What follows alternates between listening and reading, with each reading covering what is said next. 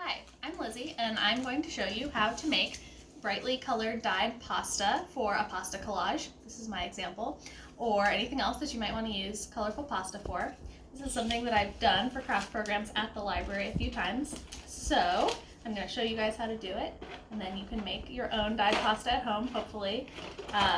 Most of these things that you need to do it should be pretty easy to find.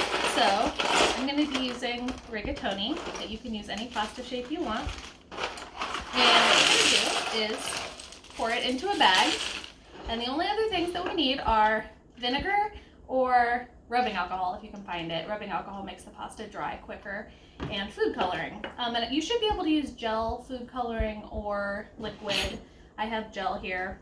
So I'm going to make some blue pasta, and then I will just show you the process for letting it dry.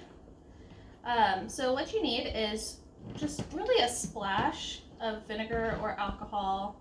This is maybe a couple tablespoons, and a good squirt of food coloring into that. And it works easier to sort of dissolve them together before adding them to the pasta so that it doesn't clump. But I think you could probably just put it into a Ziploc bag or a Tupperware and shake it. So once that's done, there's no way to do this without making a big mess. My fingers are always very brightly colored after I do this, for at least a day. You just pour that in, and okay, I didn't stir it together very well. I think that's fine. Then you can sort of shake it and squish it around. And the more food coloring you use, the brighter colors your pasta will be. And also, I think the longer you let it sit in the food coloring, the more intense it'll be. Okay, and you make a big mess with blue food coloring all over. This is very messy. Oh, also this bag might be leaking. Okay. So this is just going to be kind of a quick version.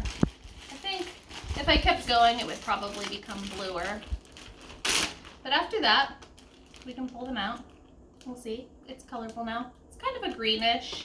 I think I probably could get it more blue, but I'm going to call that fine. And the easiest way to let it dry actually is a cooling rack, like this, set over something to catch drips. So once you're done with that, you can just sort of spread it out on the cooling rack and probably let it dry for a day or so. The pasta gets kind of sticky from the liquid. If you use rubbing alcohol, it happens a lot quicker, actually.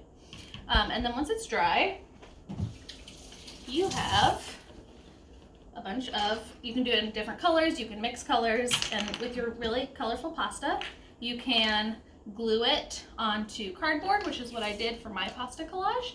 Or if it's pasta with holes in it, you can string it on string to make pasta jewelry.